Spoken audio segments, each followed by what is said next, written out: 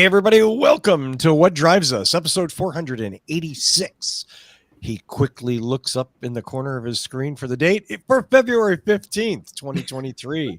My name is Russell Frost, which is written on a piece of paper right in front of me, just in case you were worrying that maybe I was making that up, like ChatGPT.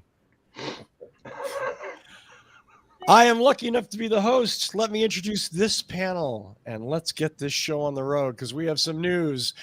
My friend in the Mid-Atlantic region with his lovely and talented daughter, Kacey Green. What's up? Moto was doing noises for us there. And actually, let me amend that sentence because that was a really piss-poor sentence. Your lovely and talented daughter's name is not Kacey Green. No. That's fine. Kacey Green Jr. I thought about naming her that, but her name is Motoko. Yeah, it is. And she's a fierce warrior. Yeah. I think there's only one other person on Earth with her name, and then one cartoon character. And next to him is my friend in Northern California. Her name is Georgia McKenzie. Hey, everybody. Welcome to the show. Happy half-price chocolate day. Yay! Who went to See's Candy? Let's be honest, I did not buy any chocolate, but I celebrate those of you who do. And we're here because we love EVs and sustainability. Yay! So y'all eat some chocolate for me. Absolutely. And let's see, next up, he still really has the best lighting of any of us. He's the founder and the host of the Tesla Life, Mr. Mark Coughlin. Hello, everybody. Welcome to the show. And for 2 light bulbs, you can have this lighting too. That's all you need. 2 LED colored light bulbs. That's all. 2 bare bulbs. I just, that's the. Actually, this looks like it might be diffused.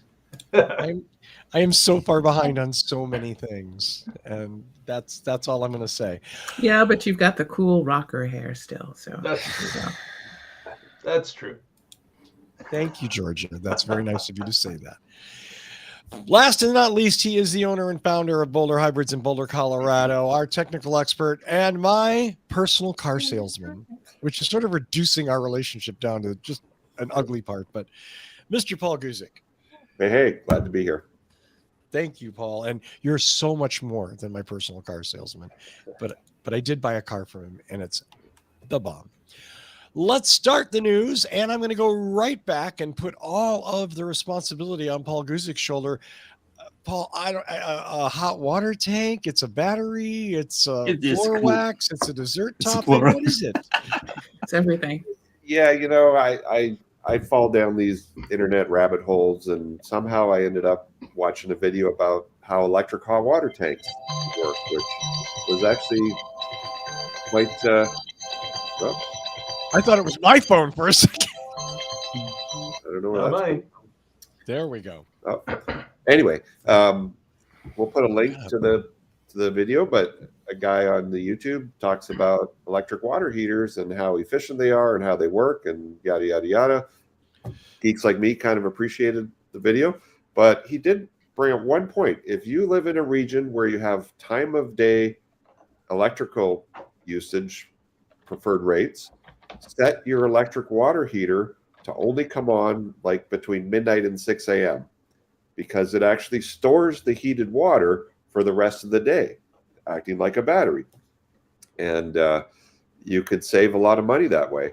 One thing he didn't get into, which I subsequently followed other links, is they now have hybrid electric hot water heaters that use heat pump technology and conventional water heater technology, and they're even more efficient than traditional electric water heaters.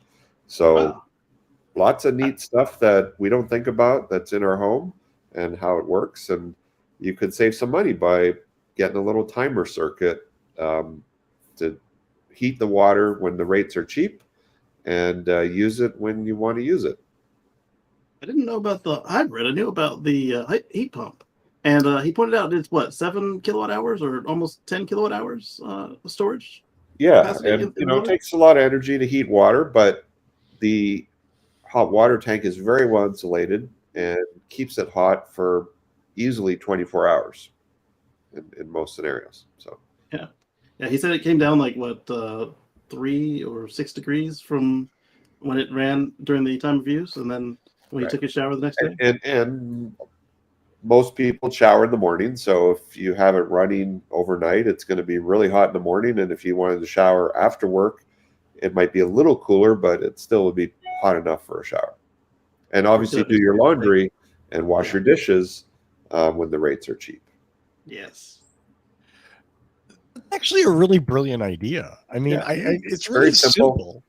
You know, and a lot of people don't think about it. That just comes on and off throughout the day. And if it comes on when the rates are high, you're going to waste money. It doesn't need. Yeah, I mean, so go ahead. Go ahead, Kacey. Another thing that would be useful with this, he mentioned to make sure that your temperature, your base temperature, is at the kills germs level, and he mentioned about they have some higher tech ones. But I was sitting there thinking that if you have an excess of solar, and you have batteries or don't have batteries, if your batteries are full or if they don't exist, and you've got extra solar, you could maybe pump some of it into your water heater instead of selling it to the grid at a discount. Thus using the hot water heater as a battery. Exactly. So yeah, interesting video. Kind of cool for you homeowners out there, and check it out. And the link will be in the show notes. You can check it out there. And yeah, that's brilliant. And it's a huge argument for an electric water heater, because you obviously can't do that with the gas, right? Pilot lights and all that kind of stuff. And let it misstrike, and now you've got a bomb in your basement. Well, 2 bombs in your basement, because the water heater itself is already without that check valve, and then you've got the gas. But yeah, the hybrid water heaters that are on the market now that have features of a traditional electric hot water heater and a heat pump are really cool as well. A little more expensive, but they have, smartphone interfaces to see where the energy is going and how efficient it is and all that kind of stuff. Nice. The other thing, while you're watching his video on water heaters, I would also suggest watching his video on dishwashers. It improved my dishwasher's performance and saved me some money on the cleaning agents. It improved your dishwasher's performance? Yes. Like the dishes are cleaner? They are cleaner. Wow. Okay. Right on. Yeah. There's nothing the to do with cars, but has a lot to do about energy. Energy, absolutely. And we are all about the energy here. Well, Paul, thank you for that. It's brilliantly weird. And it's not really weird. It's kind of obvious. But again, who thought of it? Well, some dude on YouTube, and then you saw it. And now I have a little bit better idea of how to do things. That's why I made a 240 timer now. Yeah. Let's go to our next story. Mark Coughlin has something about a unicorn train. I don't know. I mean, I saw some words.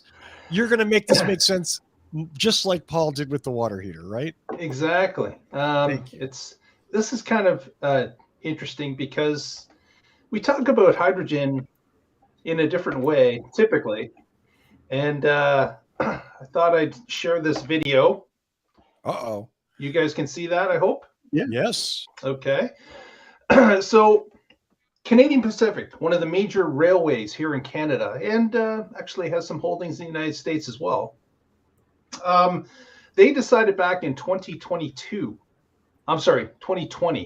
that they were going to take a look at how hydrogen could work for them in their diesel locomotives.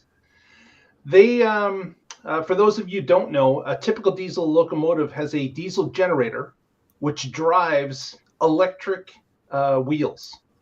So that's how the train has so much torque. The original hybrid. That's right. That's how the train has so much torque, because it's actually using electric drive to pull these trains, and the diesel generates the electricity with the spinning wheel of the diesel gas or diesel burning inside the engine compartment. So CP looked at hydrogen and what it could possibly do, but they decided that they were going to try to do this at maximum, I guess, maximum use. They didn't want a switcher engine. They wanted to see if hydrogen could perform the mainline functions that their current diesel locomotives could do on their main lines. So they set up a test at their Calgary head office, Calgary, Alberta, and they decided that they were going to purchase hydrogen fuel cells from Ballard Power, which is a long-standing hydrogen company in British Columbia. And they were going to try to retrofit a current diesel locomotive because, of course, it's got the electric trucks, the electric wheels are already there, and they were just replacing the diesel generator with a hydrogen platform and fuel cell. So they did this with a full-size diesel, and just last week they did their first money run where they actually hooked it up to some paying loads that they have, and they took it out to see what kind of performance it was going to do when pulling the full loads. And obviously it's early stages, but they were successful in the test. They got their information back as to how the vehicle was performing, and it was within the parameters that they had hoped. And now they're going to move on to other tests. And what's interesting is that they put it in their toughest market, which is between Calgary and across the Rockies to Vancouver in British Columbia, because they want to know, will this train be able to handle the daily grind of their toughest route? Because, of course, in between those two cities is the Rocky Mountains, where the train has to ascend, descend large mountain passes in order to get to the flat plains of the prairies where Calgary sits at the base of. So this is kind of interesting. We've talked about hydrogen in a negative context in a lot of different What Drives Us episodes, but we've always said that there are applications for larger vehicles, and you can't get much larger than a full-size mainline locomotive. You can't get any more set route than a railroad track. That's right. That's right. So this is something that makes sense if it can actually perform the way that CP is hoping it can. The other thing about fueling with hydrogen, we've all heard the horror stories about how they use fossil fuels to fuel things, and they don't, they're unable to get fossil fuels into at a certain I guess rate. They would burn fossil fuels to make hydrogen, to crack hydrogen, to put into vehicles. CP thought about this ahead of time, and they decided that at their Calgary head office they were going to install a hydrogen fuel maker, but they were going to hook it up to wind turbines. So they're actually using the wind to produce the hydrogen. So they're cutting down on fossil fuels by not burning natural gas or something else to create the hydrogen. So obviously that's not an end solution for one train. It's easy.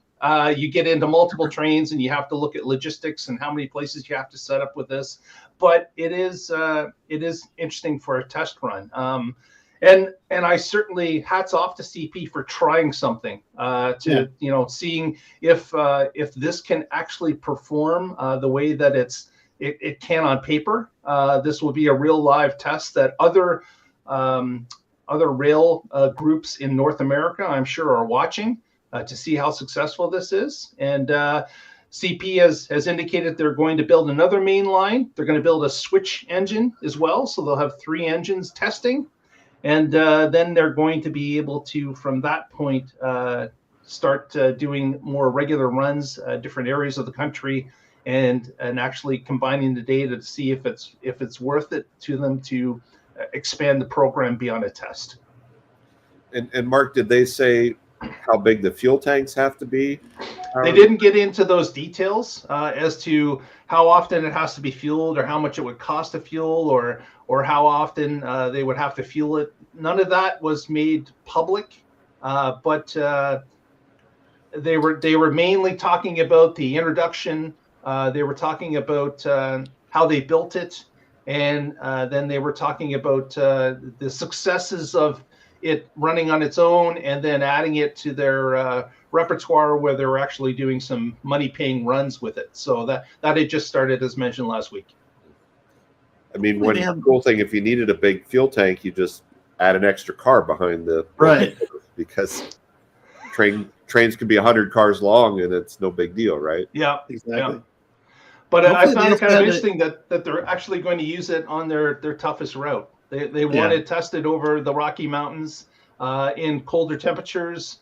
So this is, if it'll work there, it'll work in other places a little bit easier. But this is a big plus. I hope they're successful, and I certainly will be watching the CP Twitter feed to see future updates as they come available.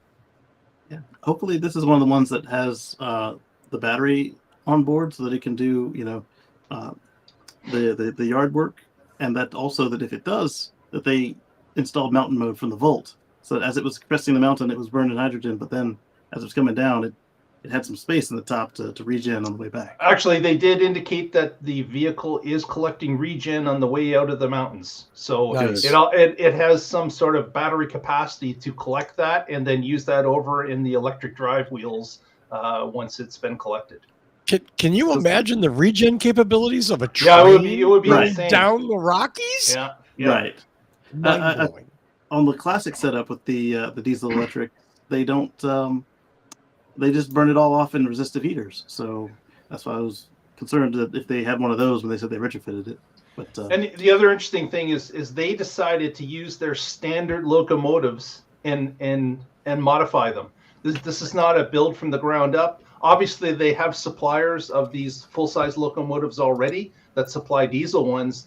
They took one of those shells, stripped out everything that was diesel, and replaced it with fuel cells and batteries in order to do this test. And that's probably the best way to do it, because they do repurpose those machines.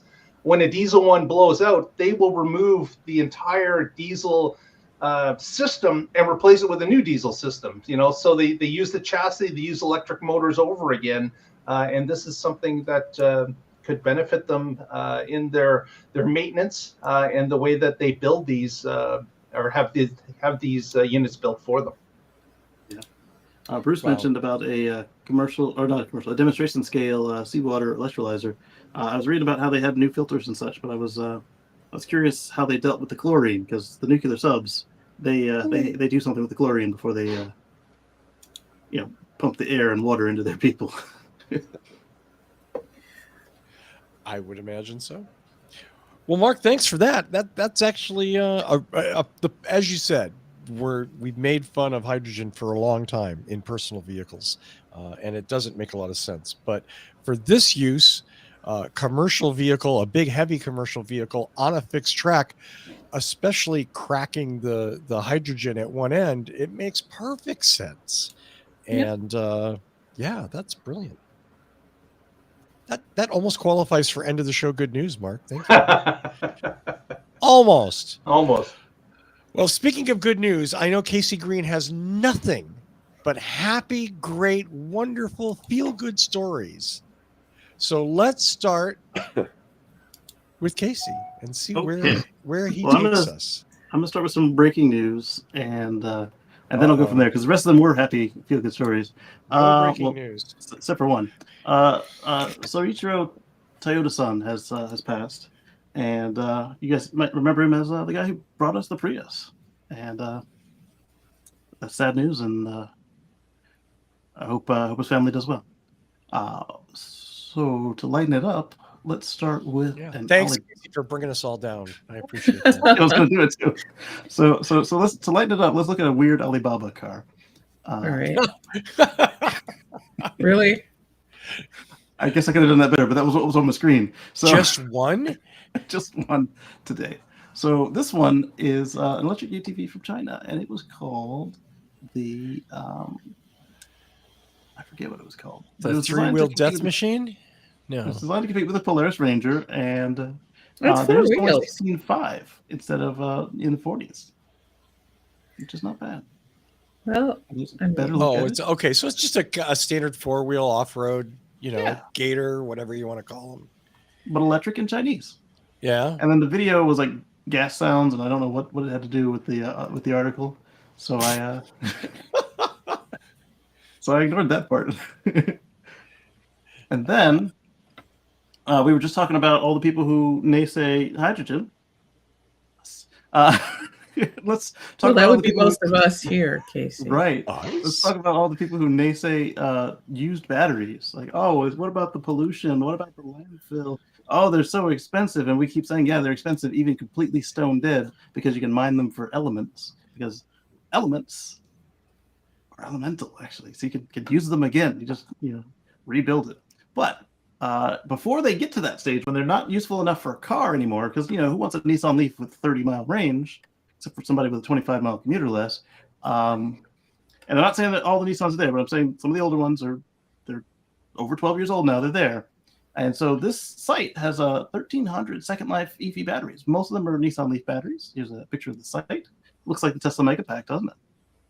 It's what it's doing is it's buffering the solar to the grid. And then let's take a look inside of the thing. So there we can see with one door open. This one is full of Nissan Leaf packs. Why? And go ahead. It just looks really familiar. It does, doesn't it? And their technique allows them to take the batteries whole. So if it's got a cooling system, they can monitor it and make sure it's correct. But the Nissan Leaf, as you guys know, doesn't have a cooling system, so they were able to just plug them in, and they still monitor them to make sure that everything is good. And if a system gets too low or too hot, they'll tell that one to just take a break. And so each of these pods is capable of holding 25 megawatt hours, and they are UL certified at 9540. So they've actually got a fire rating and everything. So it's not just some fly-by-night that some people might say, oh, you're hooking up all these used batteries to the grid. Is it safe? Yeah, it is. It's been rated. And I thought that was pretty cool. That's very cool. Yeah. I think, as you said in your introduction to the story, it's, all we hear about is, oh, batteries are horrible. Yeah. Recycling. And we've already seen multiple uses for formerly, whether it's Leaf batteries or Prius batteries or whatever. People have taken them and done all different kinds of things with them. Yeah. So the Leaf was the only one that stood out to me. The other one, they had another brand they were using on this same project. It just, every time I look at it, it escapes me. And I'm sorry. I mean, I was checking out, because for those of you who don't know, I just bought a house, and solar is one of the future projects. And I was looking at DIY solar projects, and I was just kind of like, oh, I do have the farm, best tools or whatever the heck that is. I can get the solar panels. All I need are a bunch of batteries for storage. Hey, Paul, my friend. There you go. They put together like little Legos. Just a bunch of used EV batteries. Yeah. Sounds like somebody needs to drive a truck to Boulder. Yes. Oh, I'm reading the comments. Said yes. That was not the guy who just stepped down, Akito Toyota. That was his father. So not the grandson. He's the grandson. He was the son, and of course the father's long gone. Yeah. So back to cars, since we were on those comments. As we know, Georgia has impeccable taste in either older or quirky cars, and her only complaint really is that they burn gasoline, right? I mean, I'm sure that there's more, but let's just, for the sake of argument, say there's only one. See now, this is super. I've actually seen some of these retrofits, and it's got a place in my heart, these super cool old 50s and 60s cars when they get retrofitted for electric. Yes. Very and for those of you that say, oh, what about the classics, blah, blah, blah, they have the ones for the classics. And they also have ones for like the Mini Cooper and the PT Cruiser and all those retro-styled modern cars. And so Renault and the company called RFit have teamed up to make these kits available for owners. So they can buy them and do them themselves, or you can buy them and take them to your mechanic. And I thought that was pretty cool. They are definitely town cars, and they aren't like, mega sporty, whatever. But you don't want to be in this doing mega sporty stuff. It's still got the same brakes and everything. And they include new suspension and upgraded brakes, but you still got them little tires on it. It's super cute. You want to enjoy this for how it was meant to be enjoyed, but without polluting the environment. You just want to be able to do a little roadster trip in your classic vehicle. Exactly. Like, I love a classic 1950s Aston Martin conversion. Yeah. But for that, I definitely would need to marry perhaps an 89-year-old billionaire and maybe take him skydiving. I don't know how that works. So they don't have much range, but for what you're going to be using them for, they don't need much. The kit is going to cost you 11,900 euros. So you have to really like your old car, or it has to be like in collectible quality for this to be financially sensible. But as you all know, with me, I'll do the environmental thing if it doesn't make financial sense. Assuming it's not just like wild. And then they get let's see, they have lithium iron phosphate batteries at 10.7 kilowatt hours. And they have 16 amp charging on 220 volt domestic plugs. So these are what they call the granny leads. They're the same regular equivalent of what we would do with the level 1 charge, except that in Europe there's 220, so it's not exactly level 1. It's slow level 2, which is nice. But at 10 kilowatt hours, you'll be done before you wake up. Yeah, nice. Very cool. Yeah, very cool. And then I've got one more. This is my serious story for the day. Uh-oh. Yeah. As soon as I dun dun dun. Well, I know it doesn't involve the T word, right? I mean, yeah, I'm kidding because I know what. Not just so NHTSA has decided they want to look at making pedestrian noisemakers standard. And you're like, well, yes, pedestrian noisemakers are already standard from 2019 onward, right? How about from 1997 backwards? So if your EV was built or converted from 1997 onward, they wanted to have a noisemaker on. And this riled me up because there has never been a safety regulation that was retroactive. Retroactive laws also potentially violate the Fifth Amendment, but that that's another story. But so let's just look at the fact that safety regs. We've never done a retroactive safety reg. So basically, if your car was 1997 and it was sold in 1997 or built and certified before the certification expired, that car is good. If you had a car that was built before the shoulder belt was required, it doesn't need a shoulder belt. It had a lap belt. It was not required. You could add it yourself if you wanted to, but there was nothing compelling you to put it in there. And they want to compel you to put a noisemaker in cars. Some of them don't have any provision for it. So like my Tesla, it doesn't have it, and it's going to be quite involved to put it in there. And they mentioned the EV1. There's only 2 fully intact EV1s, and they're not allowed to operate on the road. Yeah. One of them's in the Smithsonian. I don't know where the other one went. And I can bet you that the Smithsonian would fight tooth and nail to not add this extra equipment that shouldn't be there on their car because they're a museum. It doesn't go on public highways. It's not allowed to go on public highways, no. Yeah. That was part of their deal. But all right, so let's get a little bit newer. Say I've got a one of the T-Zeros that didn't burn down. You want me to add to this historic car that's not in a museum, that it does operate on the road at my expense. Right. Some equipment that might not even be compatible. I mean, some of these cars didn't have the computing surplus or power surplus to even deal with these itty-bitty speakers, and definitely not to be able to figure out if they're at 19.5 miles an hour or faster or slower and deal with that. And I mean, because that would of be like taking a 67 Volkswagen Beetle and forcing people to put airbags and stuff in them. Yes, exactly. And they would never consider that. And so that's why I wanted to bring that to this group, because Paul knows about this stuff. Like, yeah, some people will add some stuff to the car, like the shoulder belts to car, or even the lap belts. The cars came without lap belts, but that's a personal choice. Nobody forced you. And some people add like third brake lights to vintage cars so they don't get rear-ended. But it's up to the owner to decide if they want to do it, especially since it's coming out of their pocket. Yeah. And so there was that aspect of it, and then with Paul and Georgia here, I also wanted to talk about the potential Fifth Amendment implications of it, because we've never had a retroactive law, because until it's tested, but on its face, we're not allowed to have retroactive laws because it's unconstitutional. So I wanted to bring this to the panel and discuss. Well, yeah, you can't be like you cannot be convicted for something that happened prior to something being made illegal. To give everybody like a really nationally known case where this was actually what happened, let's talk about Hillary's emails, ladies and gentlemen. Hillary Clinton, when she was Secretary of State, had a dedicated private server in her home. Why? Security. Now, before her, um, oh my God, Colin Powell, name escaped me for just a second, which as a Jamaican is bad. You're not allowed to forget prominent people of Jamaican heritage, or the Grinch will take your bowl of bread away for Your ackee and Christmas. saltfish. Yeah, so no ackee for you for 10 years. It's a punishment. You'll have to eat, grits or something. And I like grits. Shh.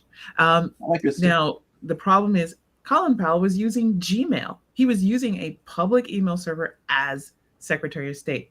Hillary Clinton had a private one for security purposes because there were a number of high-profile cracks of government servers, I think the year prior and during that year. In fact, her email server was the one that was not cracked that year. Fast forward to when we had John Kerry as Secretary of State. They came up with the rule that you must use government servers. You cannot have your own private server or use outside email servers. Why? Same thing, security. This is national security. And when the whole situation came to a boiler point during the 2016 election, Hillary's emails, when that became a thing and people were talking about lock her up, yada, yada, sispamba, it was all bullshit because they were trying to say she should go to jail for not having her emails on a government server when it was not illegal at that time. But it has been it's such a part of our national mental damage at this point that I've even had I had a guy who was a Bernie guy who was a total leftist telling me Hillary's going to go to jail for breaking the law, and I was just like, it's one thing to be a fan of Bernie, it's another thing to be a fan of misinformation. And the problem is yada yada. He didn't want to hear that. And I had another person who literally, and I knew these people for years, hounded me all day via social media, demanding to know why I wasn't supporting Bernie because Hillary's emails. And I'm not kidding when I say hounded me all day, was on my Facebook page for 12 straight hours, checking in to see why I wasn't answering him. Like, I'm at work, bro. So, if I may, when this originally was proposed, I took the radical stance that it was a completely bullshit law, and that it made no sense, and that someone was using the National Association of the Blind. I don't remember who. One of it was a blind organization that advocated. I'm sorry? The Seeing Eye Dogs. They didn't want to pay to train the dogs. Yep. No. Well, anyway, I'm sorry. So,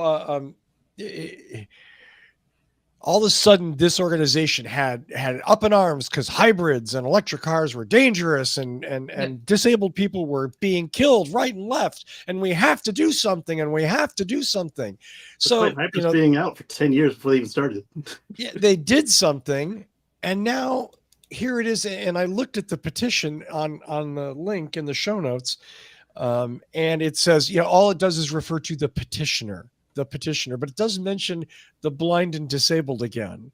So I gotta wonder who it is that's putting money in some organization's pocket to file these petitions for this absolutely ridiculous bullshit law that didn't even need to be on these cars, much less on retrofitted to old cars. Like, somebody's got a real stick up their ass about electric cars. They do. And on to piggyback on that, like we've said this many times as we discuss this thing, each time it comes into the news, it never applies to combustion cars. And we're talking, Rolls Royce and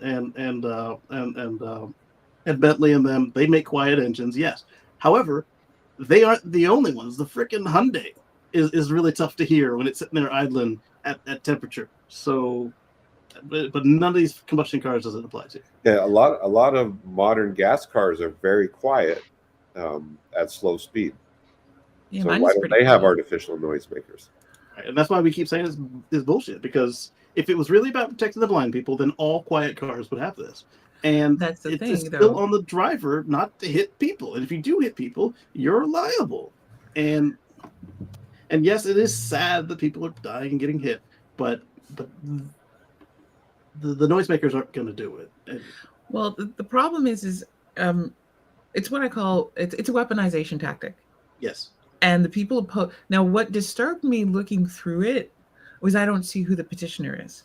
right. And I hate The petitioner. anonymous Mhm.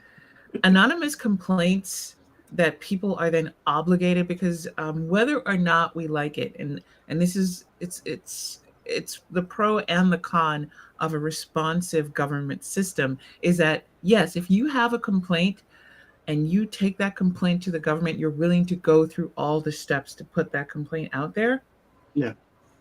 Yes, you have a right to have it investigated. So the nice thing about this is, before we get too up in arms, the chances that this will be turned into anything, slim to none, very low. However, it is a number of time that it's a time that it takes away from real issues to focus on this. And yeah, it's a salvo. It's the when you have agencies and there's a number of stories I wanted to bring up, but for some strange reason, Russell, I am literally not seeing your emails until just the Showtime link gets in. Wow. I don't know why. I don't know why.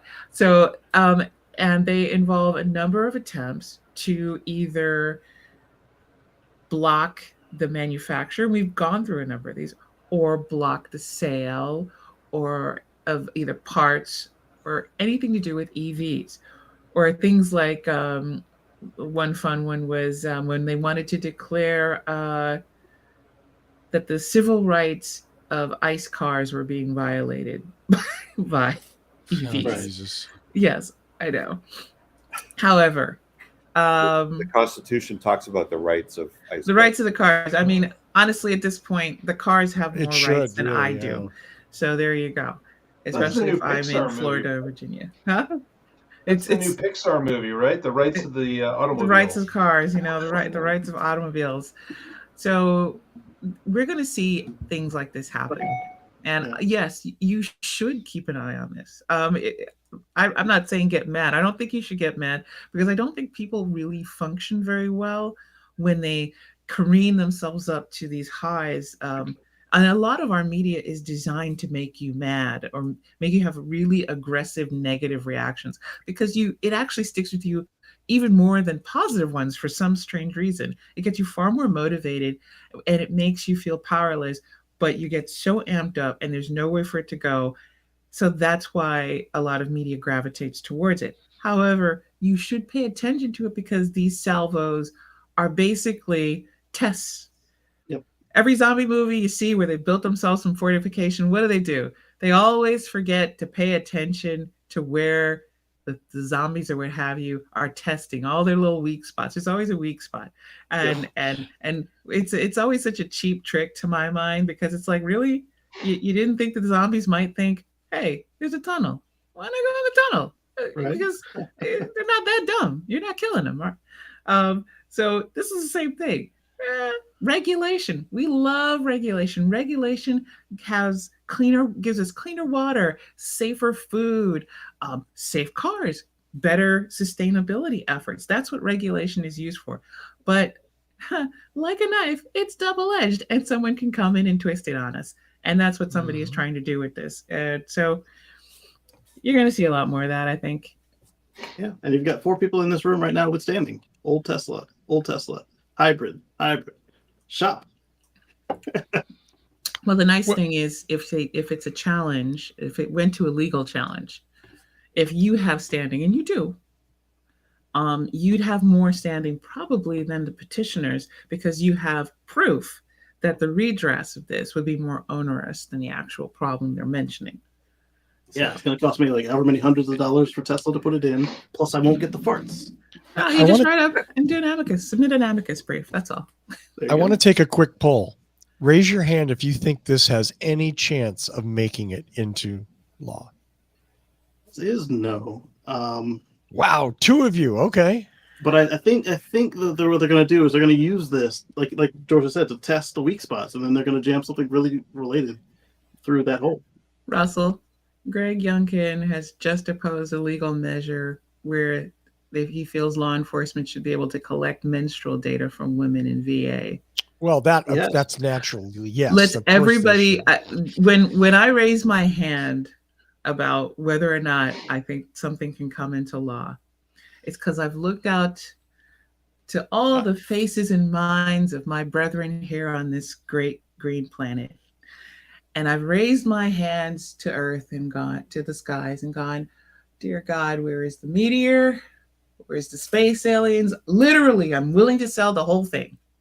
Right. Get me out of here.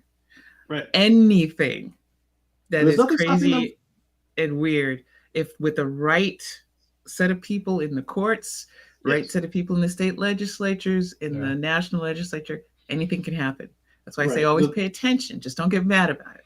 Exactly. There's nothing stopping them from making this into a law. Whether it can stay a law, like Georgia said, belongs in the courts. And they might be testing this to see if a certain court can remove some of our Fifth Amendment rights. And they don't even care about the electrics and the hybrids.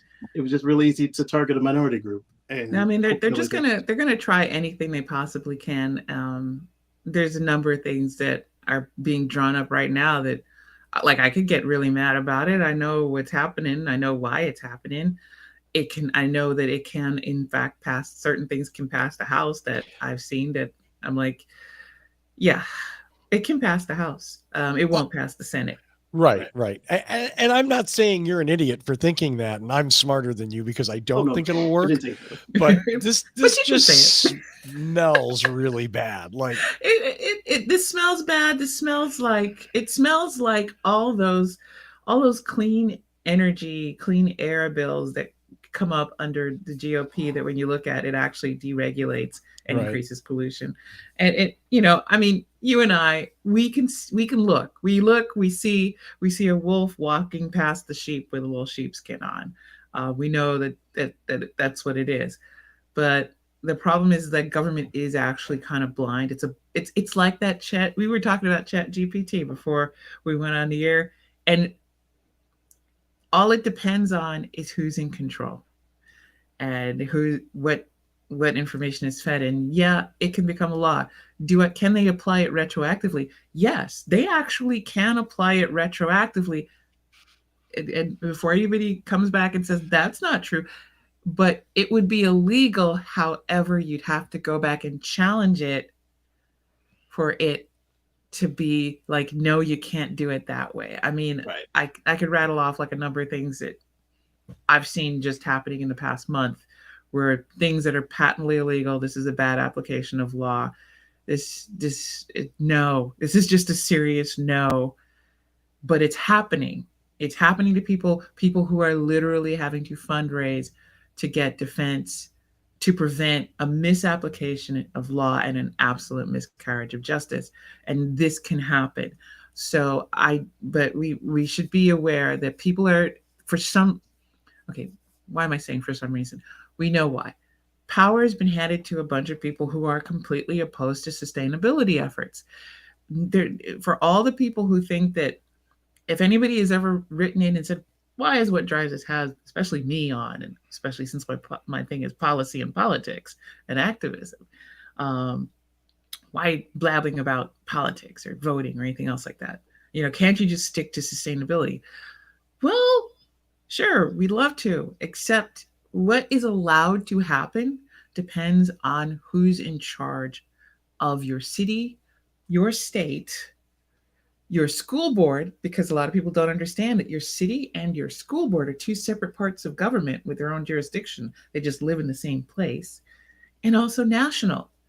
And I'd love to ignore politics, because all I really want to do is play video games, write some sci-fi stories, and watch cheesy action movies, especially Keanu Reeves. Call me. But I don't get to do that. I can't just be in that. And we kind of have to be aware that anything to do with EVs, anything to do with solar, anything to do with hydroelectric power, even when it benefits red states, and we have posted enough, we've talked enough about things like factories that are primarily going to red states. It's paying these people's bills. Yeah. They get to claim they're making jobs, and then the governor will be like, we're making jobs, we've got this partnership, we're bringing them in, and then a state legislature will come up with ban all sales of EVs by 2030. Yep. Or the Protect the Sunshine bill, which makes it illegal to have solar panels on your roof. Right. Thanks, Florida. You know, I mean, crazy. I think that's a little different in the sense, but again, Georgia, your points are absolutely valid, and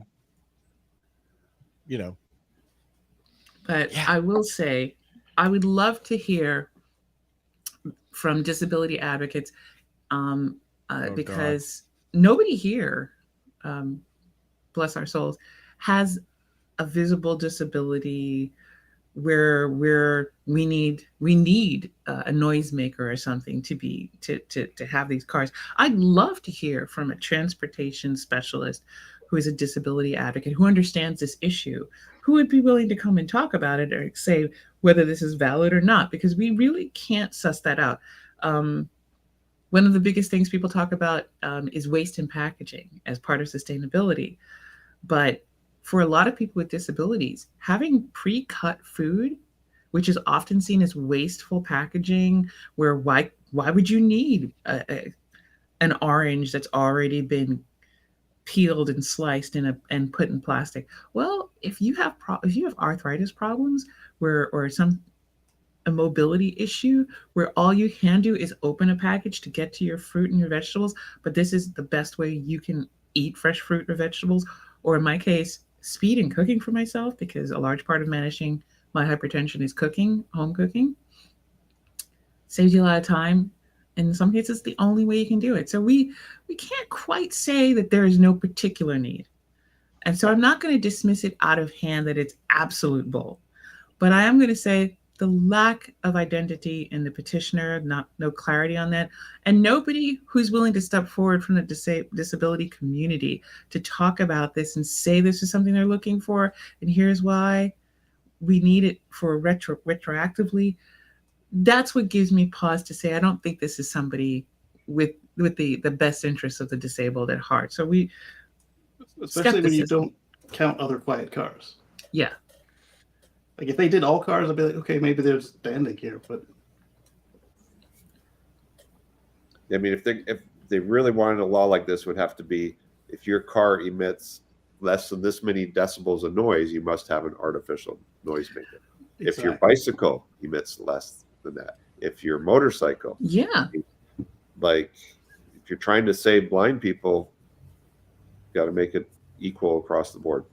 Yeah, I mean, they're more just- likely to have a problem with a bike being on the street or in a bike lane, because Lord knows how many people who, hey, I lived in Davis. Davis is a bicycle capital place. They love to promote the fact that they're all bicycles.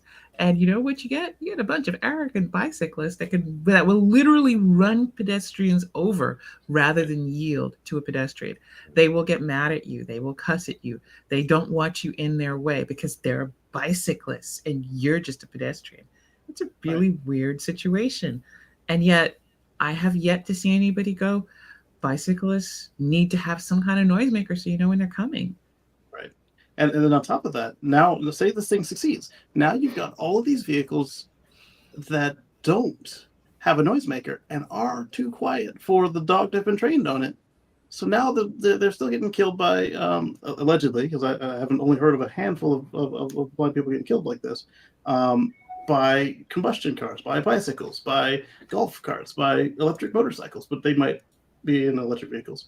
But you get where I'm going with that. And just there's a guy in my circles who's like, yeah, we need this. I really want to add it to my car. I'm like, great, you can add it to your car.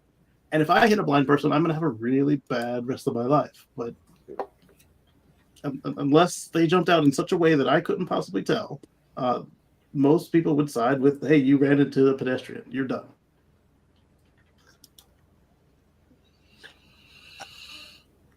I believe the original bill was the National Federation of the Blind, just so I'm The original one, slandering the right charitable organization.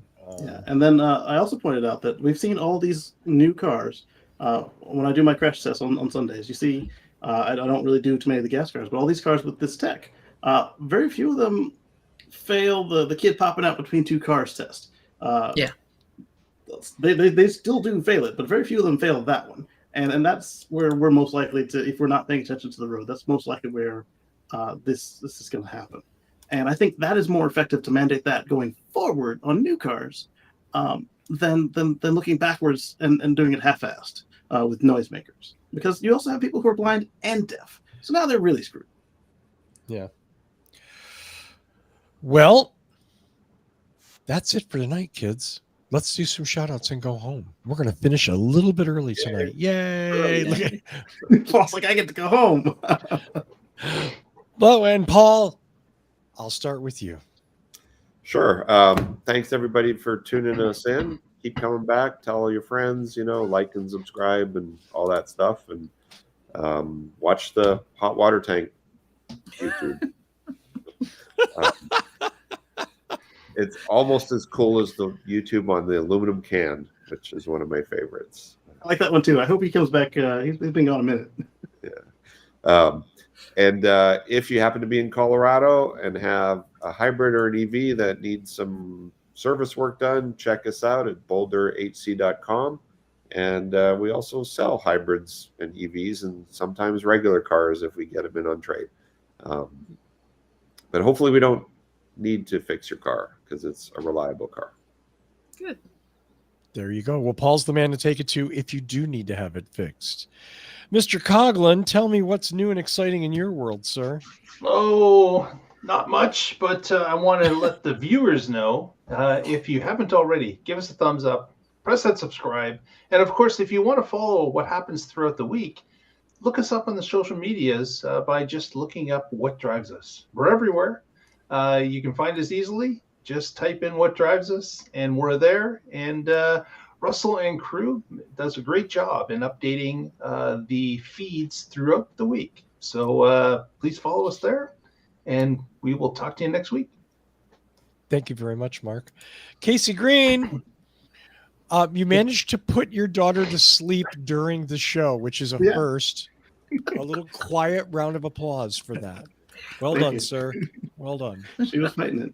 So you can find me and Moto on youtube.com at Kacey Green on Sundays at 1:10 Eastern PM. And we do similar to this, just kind of just blaze through some stories. And you might see me trial balloon what I want to talk about here because, I have friends, Kacey Green and friends, but they're not always there for me to bounce stuff off of. And so when I find a topic I want to expand upon, like this retroactive law and some cool stuff like the batteries, I gotta try one there sometimes. I bring it over. Also, I bring fresh stuff here, like Mr. Toyota, RIP. And so you never know what you're gonna get. So you can find me anywhere, here, there, and we'll catch you on the flip side. Kacey is unpredictable. I'll give him that. He's a wild man. He's just a wild man. Georgia McKenzie, bring some sense and rationality to this, please. Are you sure you're asking the right person? I don't know. I admit it. I'm desperate. Oh, that's so I'm cute. grasping at straws. All right, you have made it a whole 54 minutes listening to this show. If you have not already hit like, what are you waiting for? You obviously do. Go on and hit like. And if you haven't subscribed, do that. Just remember, though, even if you have subscribed, every like you make helps us in the algorithm and means people can find our show easier. And don't forget, we rely on your word of mouth, too. So chat. Tell people about us. You're better than ChatGPT. You are not gaslighting anybody about how good we are. And when you're done with us, don't forget, you can head on over to Tesla Live, speak to Mark, talk about all those Tesla things, all those stock things, whatnots. He's got all the info for you. You can follow him on YouTube and on the socials at the Tesla Life. And Kacey Green will be chit-chatting. He's probably got some sort of new download that he's testing for the car. Right now, it looks like he's downloaded an update to Motico, and she is restarting. She will be back in about 6 to 8 hours, hopefully. So everybody there can sleep. But don't forget Kacey Green on YouTube. And when we're down here, it's you want to head home, you can find me on the socials, but probably not because I hide my name. And you can hear me. I'm like, where's Waldo? You have to figure it out. Do you can wear hear the me hat and the sweater? That's on various other podcasts if you're into audio drama. So you can hear me on Fast Track to 40, Ostium. Let's see, The Way We Hunt Now, and a whole bunch of other stuff. Back to you, Russell. Yes. Thank you, Georgia. Do look for her shows. She does a great job with them, as well as bringing sense and rationality or something to this show. Estrogen. Let's see. As always, I want to thank Michael Manring for his amazing theme music. Visit him at manthing.com. I want to mention that I just finally fired up my Mastodon account, and I'm going to be transitioning off of Lonnie's Bird app. So you can follow me at Russell Frost at mastodon.social. Or And I Spoutable. highly recommend. I'm sorry? Oh wait, no, Spider Where's- looking out. Yeah. Spoutable is out now. Yeah. Oh, is that? I'll take a look now. Did I do an old person thing or something? No. No, it's not. We're just tagging on. Oh, okay. So that's that. I want to thank Georgia McKenzie, Kacey Green, Mark Coughlin, and Paul Guzik for a great show. I want to thank all of you for watching. Of course, you guys are the reason we do the show. Thank you so much for that. Tune in next week and find out what drives us. Brr.